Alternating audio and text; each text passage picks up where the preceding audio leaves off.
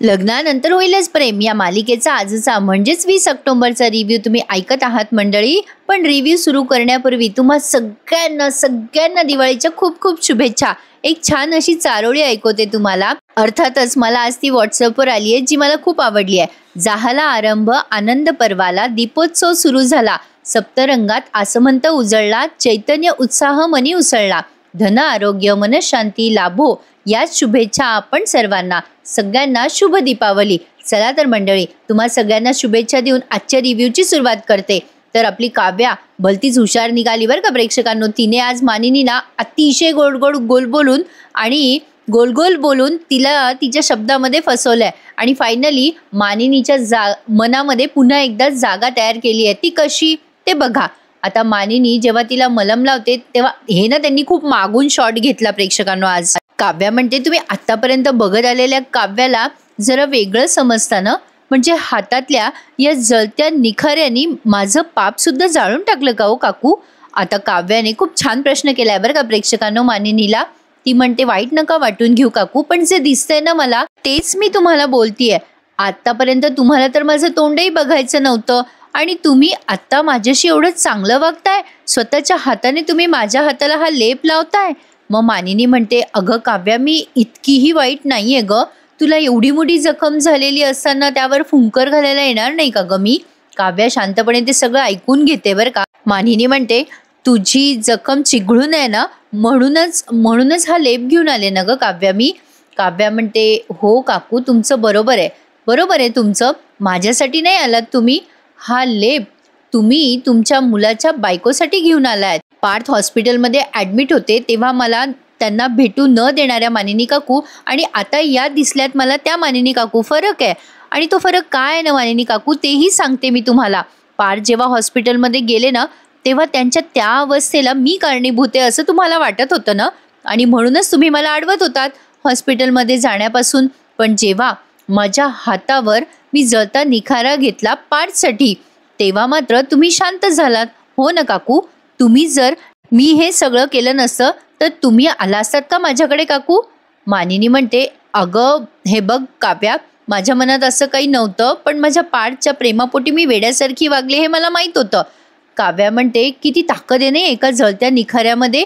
तुमच्या मनातली मला नसलेली जागा या निखाऱ्याने परत मिळवून दिली नाही. पण काकू, त्या जळत्या निखाऱ्यापेक्षा तुमचे जळजळीत शब्द जास्ती चटके लागून गेले बरं मला. आता पार्थही चांगले झालेत, ते नीट बोलतायत माझ्याशी, तुम्ही नीट बोलतायत. तुम्ही पण विसराल हे सगळं, मीही विसरेल. पण एक सांगू तुम्हाला काकू, नाही, मी ही गोष्ट कधीच विसरू शकणार नाही की तुम्ही चांगलं वागतायत ते आता तुमच्या मुलाच्या बायकोशी, काव्या देशमुखशी नाही. काव्या खूप गहन बोलून गेली आहे प्रेक्षकांनो. या गोष्टीचा अर्थ ना खूप छान दाखवलाय त्यांनी बघा. काव्या म्हणते, तुम्हाला पुरावा हवा होता ना की तुमच्या मुलाची बायको तुमच्या मुलाची खूप काळजी घेते. नाही म्हणजे काव्या देशमुख तुमच्या नजरेत तीच मुलगी आहे ना की जिचं बाहेर अफेअर होतं, जिने तुमच्या मुलाला फसवलं, जी तुमच्याशी खोटं बोलतीये. काकू, तुम्हाला अजूनही असंच वाटतंय ना. काय ना काकू, एकदा का आपल्या मनाला संशयाचं जाळं चिटकलं ना. ती म्हणते की एकदा का आपल्या मनाला संशयाचा जळू चिटकला ना की तो आपल्या विश्वासाचं सगळं रक्त पिऊन टाकतो. म्हणजे त्यावर बाहेरचं औषध काम करत नाही हो ना घरचं. असो, तुमच्या मुलाच्या बायकोची अग्निपरीक्षा संपली आहे, पण काव्या देशमुखची अग्निपरीक्षा कुठे संपली आहे काकू अजून. काव्याने अतिशय छान शब्दामध्ये या मानिनीला तिचा पश्चाताप दाखवून दिलाय प्रेक्षकांनो, किंवा तिचा पश्चाताप तिला करवून दिलाय असं म्हणायला हरकत नाहीये. आता मानिनी तिच्याकडे बघतच राहते. मी मागे म्हटलं होतं ना तुम्हाला, मानिनी वागायचं तशीच वागते आणि पुन्हा सॉरी म्हणते. तसंच ही करायला गेली आहे, पण काव्याने तिला उत्तर मात्र अगदी छान दिलंय. आता मानिनी निघून जात असते तेव्हा ही काव्या म्हणते, काकू थांबा, तुम्हाला माझ्या तोंडून ऐकायचं होतं ना की माझं अफेअर अजून सुरू आहे की नाही. आता मी तुम्हाला ती संधी देते ऐकण्यासाठी. तुम्ही तयार आहात ना. तर बघा, आता इकडे जीवा आणि नंदिनीचा सीन दाखवलाय त्यांनी. आता काव्या मानिनीला काय उत्तर देते ना ते ऐकण्यासाठी जरा वेळ वाट बघा, कारण मध्ये त्यांनी जीवा आणि नंदिनीचा सीन दाखवलाय. आता काल नंदिनी जीवाला सांगते की 7च दिवस वेळ दिलाय आता त्या भास्करने. आता जीवा ते सगळं ऐकतो आणि म्हणतो, काय सांगतेस नंदिनी, 7 दिवस. नंदिनी ओरडून म्हणते, हो 7 दिवस. एक मिनिट महत्वाचा होता मला. तुमच्यामुळे त्या भास्कर काकांनी 15 दिवसाचे 7 दिवस केले. जीवा, काय गरज होती तुम्हाला त्यांच्यावर हात उचलायची? जीवा म्हणतो, अगं नंदिनी, मी हे सगळं ठरवून नाही केलं, मी हेल्पलेस झालो होतो. नंदिनी म्हणते, मीही हेल्पलेस झाली आहे आता. जीवा, मीही हेल्पलेस झाली आहे. अहो, मला तुमच्याकडनं मदत हवी होती, पण तुम्ही काय करताय हो हे सगळं? अहो, तुम्ही रिक्वेस्ट करत होतात ना मला संधी देण्यासाठी, माझ्या समोर जोडलेले हात तुम्ही त्यांच्या समोर का सैल केले? त्यावर नंदिनीला जीवा म्हणतो, तो वागलाच कसा ग? तुला माहितीये काय बोलला तो मला म्हणाला, भास्कर, की मी माझ्या बापाच्या जीवावर जगतो. खाली पडलेली कॉफी त्याने मला पुसायला लावली, ती पुसली का मी? त्याचंही मला काही वाटलं नाही, पण त्याने तुझ्याबद्दल एवढे घाणेरडे शब्द बोलले ना, तर मला असं वाटत होतं जीव घ्यावा त्याचा. सोडलं नसतं मी त्याला. मी ना खूप शांतपणे ऐकून घेतलं होतं त्या भास्करचं. पण नाही नंदिनी, माझ्या मर्यादा संपल्या ऐकायच्या. नाही ग नंदिनी, नाही. मला माणसं ओळखता येत नाही याची जाणीव मला चांगल्याच पद्धतीने आज झाली आहे. मूर्ख आहे मी, मला नाही ओळखता येत माणसं, कळलंय मला. अगं, पण मी ज्यांना माझी आयडिया सांगायला गेलो होतो तो भास्कर आणि आजचा हा हरामखोर भास्कर पाहिला ना मी. अगं, तुला सांगतो नंदिनी, जमीन आसमानचा फरक होता. अगं, प्रत्येक वेळेला मी माणसं ओळखायला चुकतोच, तरी तू मला म्हणत होतीस की नको या माणसासोबत डील करूयात, पण आज ते सिद्ध झालं की मी मूर्ख आहे. नंदिनी म्हणते, अहो पण आपल्याला त्याची किंमत मोजावी लागली आहे ना जीवा. सगळं हातातनं निसटून गेलंय, कळतंय का तुम्हाला? नंदिनी रडत असते. जीवा म्हणतो, नंदिनी, मला कळतंय, प्रत्येक वेळेला तेच होतंय. माझ्या आयुष्यातली माझ्या जवळची गोष्ट निसटून गेली ना की मग शहाणपणा येतोय मला. आज पण तेच झालंय. नंदिनी म्हणते, मला कळत नाहीये, पण हे सगळं त्यांनी कशासाठी केलं? जीवा आता सत्य सांगतो नंदिनीला आणि म्हणतो, अगं, कारण पार्थ दादाचं त्या भास्करच्या पोरीशी म्हणजे त्या शनयाशी लग्न नाही झालं ना, म्हणून त्या भास्करने सूट घेतलाय आपला. नंदिनी म्हणते, काय? अहो, पण माझं लग्न तर तुमच्याशी झालंय ना. जीवा म्हणतो, तेच ना. त्याने माझ्या बाबतीत हे सगळं केलं असं तर मला काही वाटलं नसतं नंदिनी, पण त्याने तुझ्या बाबतीत केलंय ग. जीवा आता त्याच्या हातात काहीतरी असतं ते तो आता फेकून देतो आणि म्हणतो, पण तुझ्या बाबतीत आज जो ते काही बोललाय ना घाण, आता असं म्हणून तो ते फेकतो हातातलं. नंदिनी त्याला रोकत म्हणते, जीवा, काय चाललंय? शांत व्हा. आता जीवा तिथे खुर्चीवर बसतो तेव्हा नंदिनी त्याच्या खांद्यावर हात ठेवते आणि म्हणते, जीवा, रागाच्या भरात तुम्ही असे पाऊल उचलाल म्हणून मला वाटतच होतं भीती, पण म्हणून मी तुम्हाला म्हणत होतो की सध्या जाऊ नका. जीवा म्हणतो, अगं नंदिनी, मी प्रयत्न करत होतो ना, मला वाटलं मी प्रयत्न केले तर तुझ्या चेहऱ्यावरचं हसू मी परत आणू शकेल. नंदिनी म्हणते, झालं का काही? आलं का माझ्या चेहऱ्यावर हसू परत? जीवा, तुम्हाला कळत का नाहीये? मला समजतंय की तुम्ही मुद्दामून नाही करत आहात, पण या सगळ्याचा परिणाम काय झाला सांगा बरं. 15 दिवसाचे आले ना 7 दिवस. अहो, हे सगळं आपण कसं निस्तरणार आहे जीवा? आता कोणाची मदत घ्यायची आपण? बरं, घरी पण आपण सांगू शकत नाही, कारण घरातले सगळे तुमच्यावर चिडतील. आता काय करावं जीवा, मला सांगा काय करावं? खूप हेल्पलेस झाल्यासारखं वाटतंय आणि एकटी पडले मी आता. एवढी हेल्पलेस झाली आहे की अख्खं जग माझ्यासमोर थांबलंय असं वाटतंय मला. नंदिनी आता खूप रडती आणि पुन्हा काव्या मानिनीचा सीन त्यांनी दाखवलाय. तर काव्या आता मानिनीला काय उत्तर देते बघा. मला काव्याचं उत्तर आवडलंय. काव्या म्हणते, तो मुलगा ज्याचं माझ्यासोबत अफेअर होतं काकू, त्याचं लग्नही झालंय आता. तोही त्याच्या आयुष्यामध्ये खूप पुढे गेलाय आणि मी जशी मूव्ह ऑन झाले तसं तोही मूव्ह ऑन झालाय बरं का. त्याचंही लग्न माझ्यासारखंच, त्याचंही लग्न त्याच्या मनाविरुद्धच झालं आणि त्याने आपल्या नंदिनीताईसारख्या मुलीसोबतच लग्न केलंय. त्याची बायको अगदी आपल्या नंदिनीताईसारखीच आहे आणि त्यानेही आता त्याच्या आयुष्यात मूव्ह ऑन व्हायचं ठरवलंय. तो चांगलं वागतोय आता आणि आम्ही दोघंही आता एकमेकांना भेटतही नाही. आमच्या दोघांमध्ये आता काही नाही आहे. काय आहे ना, म्हणजे सांगण्यासारखं तसं नात्यात काही उरलंच नाही आहे ना. फक्त त्या दिवशी अचानक तो मुलगा कॅफेत आला, मानिनी काकू. माझ्या पुस्तकातलं ते पडलेलं गुलाब त्याने उचलून मला दिलं. आता काव्या मानिनीचा सगळा गैरसमज दूर करते. प्रेक्षकांनो, प्लीज आज लाईक करायला विसरू नका हं. तर आता काव्या म्हणते, मानिनी काकू, ते गुलाब मला त्याने नाही, खरं तर ते गुलाब मला पार्थने दिलं होतं. मानिनीला आता ओशाळल्यासारखं झालंय. काव्या म्हणते, नेमकं त्याच दिवशी दुपारी पार्थचं तुटलेलं घड्याळ मला त्यांना नीट करून सरप्राईज द्यायचं होतं, पण मला त्यांच्यासोबत बाहेर जायचं नव्हतं. मला सरप्राईज द्यायचं होतं त्यांना मानिनी काकू, पण पार्थ त्या दिवशी हट्टालाच पेटले होते. मानिनीला आता त्या दिवशीचा सगळा सिक्वेन्स आठवतो की कसा पार्थ या काव्याच्या मागे लागलेला असतो आणि काव्य टाळत असते आणि हिचा गैरसमज झालेला असतो म्हणजे मानिनीचा. आता मानिनी ते सगळं आठवते. काव्या म्हणते, मानिनी काकू, काय हो, त्याचाही तुम्ही चुकीचा अर्थ काढलात. ज्या दिवशी मी कॅफेत आले होते त्या दिवशी पार्थ मला कॅफेमध्ये भेटले. त्यांनी मला गुलाब दिलं होतं आणि ते गुलाब मी माझ्या पुस्तकात ठेवलं. आता मानिनीला आठवतं की ते गुलाब तिने घेतलं आणि तिचा गैरसमज झाला की हा गुलाब तिला दुसरंच कोणी दिलाय, काव्याला. आता ते पुन्हा आपल्याला इथे आठवून दिलंय प्रेक्षकांनो, मागचे सगळे भाग. काव्या म्हणते, काकू त्यावेळेला मी तुम्हाला म्हटले होते की तो गुलाब अनिशाने दिला, पण आता मला असं सांगण्यासाठी पार्थने सांगितलं होतं का ते माहित नाही. म्हणजे पार्थ स्वतःच मला म्हणाले होते की घरी सांगू नकोस, मी हा गुलाब दिलाय. काकू मला जर माहिती असतं की हाच गुलाब दुसऱ्या दिवसापासून माझ्या आयुष्यात काटे पेरणार आहे तर मी तेव्हाच तुम्हाला खरं सांगून टाकलं असतं की हा गुलाब मला पार्थने दिलाय. मी काही त्या मुलाला या घरी परत आणू शकत नाही. तुमच्या समोर मी त्याला नाही आणू शकत. त्याला घरी आणणं म्हणजे दोघांच्याही जुन्या जखमांवरच्या खपल्या काढण्यासारखं आहे काकू. त्यामुळे जखमांना कशाला नख लावायची ना, म्हणजे असं मला तरी वाटतंय. आणि कसं आहे ना काकू काय झालंय की मी स्वतःला निर्दोष सिद्ध करू शकत नाहीये, पण तुमचं वचन पाळेल मी पार्थच्या जवळ पुन्हा नाही जाणार. पण त्यांना त्रास झाला, त्यांना माझी गरज पडली तर मात्र मला तिकडे त्यांच्याजवळ जावं लागेल ना. पण मी पण काय ना काकू, कुठे बोलत बसले, कुठे तुम्हाला कन्व्हिन्स करत बसली आहे. नाही, तुम्हाला आता किती आणि काय काय पटेल मलाही माहिती नाही आहे. पण काय ना काकू, असो, जाऊ द्या, सोडून द्या. मी पण काय तुम्हाला सगळं एक्सप्लेन करत बसली आहे. बरं ठीक आहे, बसते मी अभ्यासाला. आता असं म्हणून ती निघून जात असते आणि पुन्हा माघारी येत म्हणते, नाही काकू, म्हणजे नको, थँक्यू सो मच या लेपासाठी. खरंच थँक्यू सो मच.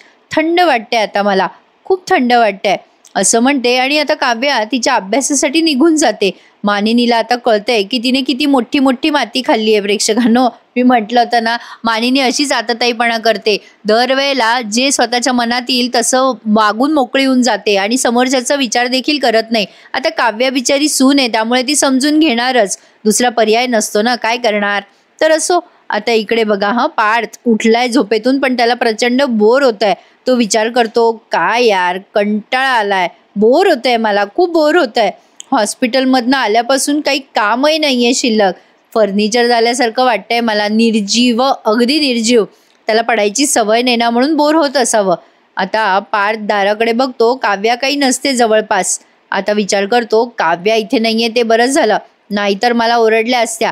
एवढी मेहनत करून तुम्हाला वाचवलं आणि स्वतःला निर्जीव म्हणताय पार्थ, काय. आता तेवढ्यात पार्थचा फोन वाजलाय बरं का. कोणाचा फोन आहे तर ऑफिसमधला फोन आहे. पार्थ आता विचार करतो, बरंच झालं, आता उद्या मीटिंग आहे, ती अटेंड करतो ऑफिसमधली. आणि फोन रिसीव्ह करत म्हणतो, हां अगं किशोरी बोल. हो अगं, मी आलोय मी या हॉस्पिटलमधनं, मी उद्याची मीटिंग रिसीव्ह करतो. अगं मी घेतोय सगळी औषधं. ओके, मी ऑनलाईन मीटिंग करतो अटेंड. बरं, मी बोलणार नाही, पण तिकडनं ती कोण किशोरी का काय त्याची असिस्टंट, ती काही पार्थला म्हणजे हॉस्पिटलमधून घरी आलाय म्हणून ऑफिसमध्ये येऊ देत नसावी कदाचित. फक्त याचं एकट्याचंच बोलणं दाखवलंय बरं का प्रेक्षकांनो. आता तो हॅलो हॅलो करतो आणि ठेवून देतो आणि विचार करतो, अरे यार, मी बॉस आहे का ही बॉस आहे, काय यार. आता तेवढ्यात पुस्तक वाचूयात म्हणून तो ड्रॉवर उघडतो आणि आता त्याच्यात त्याला एक चिठ्ठी आढळते प्रेक्षकांनो. आता हा काय नवीन तमाशा आहे ते काही समजलं नाहीये बुवा. तुम्हाला कळलं असेल तर मला कमेंट सेक्शनमध्ये नक्की सांगा. आता त्या ड्रॉवरमध्ये एक कागदाचा बोळा आहे. आता त्या कागदाच्या बोळ्यावर काय लिहिलेलं असेल माहीत नाही, पण पार्थने तो आता हातात घेतलाय. आता इथून पुढच्या सीनमध्ये ना, जीवा आलाय स्वयंपाकघरात. आता त्याला लागली आहे भूक आणि खूप दिवसानंतर आता आपल्याला रिक्षावाला जीवा बघायला मिळालाय. त्याचं ते दाखवतात ना दुसरं सावली, भारी वाटतं प्रेक्षकांनो त्या जीवाचे डायलॉग ऐकायला. आणि आय होप तुम्हाला ते माझ्या आवाजात ऐकायला आवडत असतील. नक्कीच तुम्हाला आवडले तर मला कमेंट सेक्शनमध्ये नक्कीच सांगा. आता जीवा आलाय आणि फ्रीज उघडतोय, विचार करतोय काहीतरी खावं, पण तिथे काहीच नसतं. आता तो त्या स्वयंपाकाच्या ओट्याजवळ येतो आणि विचार करतो, काय खाऊ काय खाऊ. त्यावर रिक्षावाला जीवा आलाय आणि तो म्हणतोय, माती खायला देऊ का भावा. जीवा म्हणतो, तू तू कशाला आलायस. त्यावर रिक्षावाला जीवा म्हणतो, काय बाबा, आपणच आलो ना, देऊ का थोडी माती खायला तुम्हाला. जीवा त्या रिक्षावाल्या जीवाला म्हणतो, काय रे, तू कशाला आलायस. त्यावर तो म्हणतो, अरे कशाला म्हणजे काय, आपल्या जादूच्या जिगरच्या तुकड्याला जादूची झप्पी द्यायला आलोय, असं काहीतरी तो म्हणतो. आणि मग जीवा म्हणतो, कशाला देतोय जादूची झप्पी. त्यावर रिक्षावाला जीवा म्हणतो, अरे असं काय करतो बाबा, अरे जादूची झप्पी देतो ना तुला. जीवा म्हणतो, तुझ्या जादूच्या झप्पीने काय होणार. त्यावर रिक्षावाला जीवा म्हणतो, अरे तुझ्या सुकलेल्या थोबाडावर गुलाब फुलणार. जीवा म्हणतो, ए चल, तसं काही होत नसतं. रिक्षावाला जीवा म्हणतो, ए बाबा का नाही? अरे खुश होऊन तू जेव्हा तुझ्या बायकोला जादूची झप्पी मारली होती तेव्हा नाही का रे, तुझ्या मनात पण तेव्हा गुलाब फुलले होते ना, फुलले होते का नाही? आता जीवाला तो आठवून देतो, जेव्हा जीवाने नंदिनीला मिठी मारलेली असते ना आनंदात, तेव्हा त्याला खरंच खूप छान वाटलेलं असतं. आता ते सगळं त्याला आठवतं आणि तो मनातल्या मनात हसतो. आणि आता जीवा म्हणजे रिक्षावाला जीवा म्हणतो, काय मग भावा, गेला का नाही समोरून फ्लॅशबॅक? त्यावर जीवा म्हणतो, अरे ते चुकून झालं होतं रे आमच्यात. त्यावर रिक्षावाला जीवा म्हणतो, काय रे चोचा, हेच तर आहे ना तुझं, तुझ्या बाबतीत सगळं चुकूनच होतं आणि मग तू ठरवून चुका करतो आहे का नाही? जीवा त्याला म्हणतो, ए काय रे, टोमणे मारायला आलायस का? रिक्षावाला जीवा म्हणतो, अरे माझ्या हातात असतं ना तर तुला नुसते टोमणे नसते मारले, तर तुला उठता बसता तुडवला असता रे. जीवा म्हणतो, का रे? त्यावर रिक्षावाला जीवा म्हणतो, अरे अरे काय रे चोचा, एवढी चांगल्या दिलाची तुझी बायको, तुला 1000 वेळेला सांगते, डोळे झाकून विश्वास ठेवू नको कोणावर. तुला सांगते तुझी बायको पुढे खड्डा आहे, खड्डा आहे, तुला कळत नाही का रे? जीवा म्हणतो, ए चल, तू उगा लेक्चर देऊ नको, या खड्ड्यातनं कसं बाहेर यायचं ते सांग. त्यावर रिक्षावाला म्हणतो, ए बाबा, तुझा इगो आहे ना, इगो, तो मागच्या खिशात ठेव घाम पुसायसाठी, आणि तो प्रेमाचा बिल्ला आहे ना असा छातीवर मिरव भावा, मग बघ कसं जग जिंकशील तू. जीवा म्हणतो, ए मला काही जग वगैरे जिंकायचं नाहीये. मग आता तो रिक्षावाला जीवा म्हणतो, अरे तू जगच जिंकणार. जीवा म्हणतो, काय यार? जीवा त्या रिक्षावाल्या जीवाला म्हणतो, ए मी बोललो का तुला मला जग जिंकायचंय वगैरे? त्यावर रिक्षावाला जीवा म्हणतो, अरे बाबा तू बोलत नाही, तुझ्या ओठावर दिसतंय ना ते. जीवा म्हणतो, ए बाबा, ए हे बघ, तुझ्याकडे काही सोल्युशन असेल तर बोल, नाही तर तू गेलास ना तरी चालेल. त्यावरती रिक्षावाला जीवा म्हणतो, अरे बाबा सोल्युशन तुझ्या मनात आहे रे, पण सोल्युशन आणि तू एकमेकांसोबत लपाछपी खेळता रे. त्यावर जीवा म्हणतो, ए बाबा मला कळेल असं बोलशील का? मग रिक्षावाला जीवा म्हणतो, सांगतो सांगतो, नीट ऐक, तुला कळेल असंच बोलतोय, डोळे आणि कान उघडे ठेव.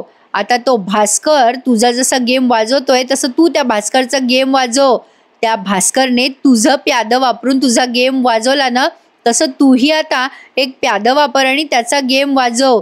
तो तुला आतापर्यंत बॉल सारखा तुडवतोय ना, त्या बॉलने त्याचा विकेट काढ. अरे कळलं काय? जीवा म्हणतो, ए बाबा ऐक ना, मला काही कळलेलं नाहीये, मला कळेल असं बोल ना. अरे अरे का कोडी घालतो रे? त्यावरती रिक्षावाला जीवा म्हणतो, ए बाबा तुझं हे डाऊन झालेलं मीटर आहे ना ते स्टार्ट करायला आलोय मी, बाकी समजा तुला करायचंय. अरे असं काय करतो? तुझी आय बोलते ना की तुला तुटलेलं जोडता येतं, मग जोडून दाखव ना भावा.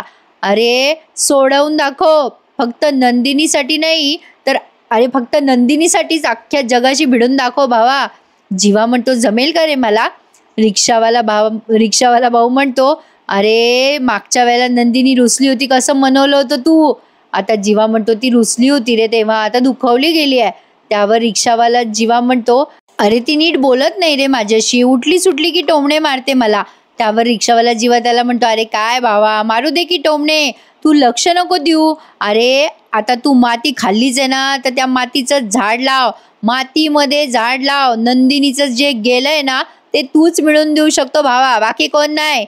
ए भावा तुझं मीटर आता अप झालंय, माझं मीटर आता डाऊन करायला जातो, चल फिर मिलेंगे भावा, चलते चलते. असं म्हणून आता त्याचं प्रतिरूप म्हणजे तो रिक्षावाला जीवा निघून गेलाय. तो थोडक्यात त्याला मोटिवेट करायला आला होता आणि सांगायला आला होता, म्हणजे जीवाचं मन त्याला सांगायला आलं होतं की त्याने आता नंदिनीसाठी काहीतरी करायला हवं. पण आता नेमकं जीवाच्या मनात काय आलंय ते काही कळत नाहीये. पण आता जीवा, तो रिक्षावाला जीवा गेल्यावर विचार करतो, येस आता मीच मिळवून देणार नंदिनीला, तिचं सुख, तिचं स्वप्न, तिची वास्तू तिला मी मिळवून देणार, म्हणजे मी देणारच. चकाचक बाई, तुला किती टोमणे मारायचे ने ते मार, आता मी सिक्सर मारणार बघ, असं आता जीवा ठरवतो मनाशी. पण आता त्याने काय प्लॅन केलाय ते आपल्याला अजून काही कळलेलं नाहीये, ते आता येणाऱ्या भागांमध्ये आपल्याला कळेलच. आता उद्या आपण बघणार आहोत प्रेक्षकांनो, हा जीवा नंदिनीकडे जातो आणि म्हणतो, आता मी स्वतःच उसळी घेणार आणि मला जे गवसलंय ना नंदिनी, त्यात ते तुला हवं ते देणार आणि तेही तुला दुखवू न देता. आता इकडे मानिनी काव्याची बॅग घेऊन तिला कुठेतरी घेऊन जात असते. काव्या म्हणत असते, मी पार्थला सोडून कुठेही जाणार नाही, मी माहेरी जाणार नाही, मी पार्थला सोडून राहू शकत नाही, असं मानिनीला ती म्हणत असते. मानिनी तिचा हात धरते आणि म्हणते, काव्या चल, तेच करते मी, आता तुझा वनवास संपलाय बेटा. आणि ती आता पार्थ आणि काव्याला एकत्र आणते. मानिनी, आता येणाऱ्या भागामध्ये काहीतरी पॉझिटिव्ह घडेल असं दिसतंय खरी प्रेक्षकांनो. चला तर मग आजचा हा रिव्ह्यू कसा वाटला आम्हाला कमेंट सेक्शनमध्ये नक्की कळवा. आणि प्रेक्षकांनो प्लीज ज्यांनी चॅनल नसेल सबस्क्राईब केले त्यांनी आवर्जून चॅनलला सबस्क्राईब करा आणि आपले सगळे रिव्ह्यूज एन्जॉय करा. दिवाळी असल्यामुळे काही रिव्ह्यू स्किप केलेत. चला तर मंडळी, पुन्हा एकदा तुम्हाला दिवाळीच्या खूप खूप शुभेच्छा. उद्या भेटूयात लग्नानंतर होईलच प्रेम या मालिकेच्या नवीन रिव्ह्यू सहित. तोपर्यंत टेक केअर. धन्यवाद.